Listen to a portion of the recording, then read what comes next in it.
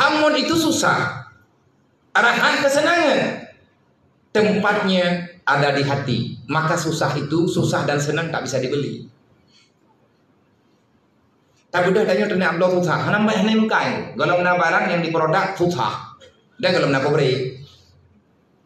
Tanya ya Allah tenang. Juga hanam mukai. Dan nampak bertahan.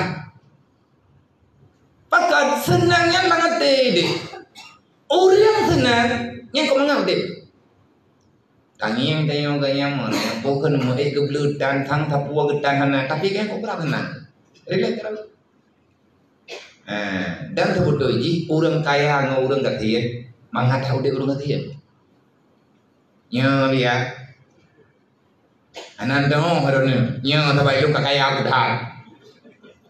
Orang kaya yang kau mengambil ke. Orang kaya hawa ke berkapu bayar gablau. Awalnya lupa ke belau, habis ke baju. Lihat ke baju, ulang. Ya ke? Orang kaya kau mangat dek.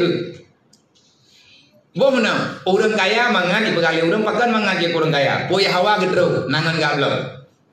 Orang kaya igaknya hana tapona. Ke bekali orang hana mangat. Menyabit ke dah lebih mangat je orang kaya dengan orang kaya. Orang kaya pun minta peng le minta peng le yang minta barang oleh baju le orang kaya menyageda lebih mangat ganya lebih tenang ganya ngau lain kibani kan ngak tenang be hawa ke tepu so mangat je orang kaya ngau orang kaya mangat je orang kaya tapi orang kaya yang mensyukuri nikmat dia itu lebih nikmat daripada orang kaya.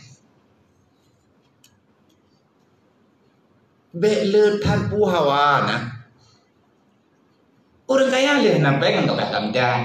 Lekanya orang kaya, be hawa dah pun tak rubah. Pegah le orang kau mangat ke rumah je, terpuja rumah je kan kau mangat. Laga juga deh. Ati beraya pakai. Nya nampak le rumah je kan, dia kata rumah dah yang. Tanya kata oh, ikan tak tahu kan ala dengan kuboi. Hana tu tak. Hana beban. Nyen bebannya ini mau kepada Allah. Nyon hatinya. Hati itu milik Allah. Kalau kita membenci terhadap ajakan Allah, Allah akan menanamkan yang kita benci di dalam jiwa. Maka jalan keluar untuk mendapati kesenangan mana? Bekle peluang. Bekle gethe keno gethe kedih jak keno jak kedih bubutnya bubut je. Itanyo mehi wadai kelawan Allah sang senang. Yang ku bebut kesenangan hanya pada lidah. Tetapi hakikatnya di jiwa kita paling bermasalah. Ini langkah warame klo. Langkah warame dia mudah. Nah udah lewat anu dah. Ke orang dah yang ada perempuan pakai anu dah. Dah boleh kah? Puja dia ke kahana kan yang nak buat. Pakai kat terus.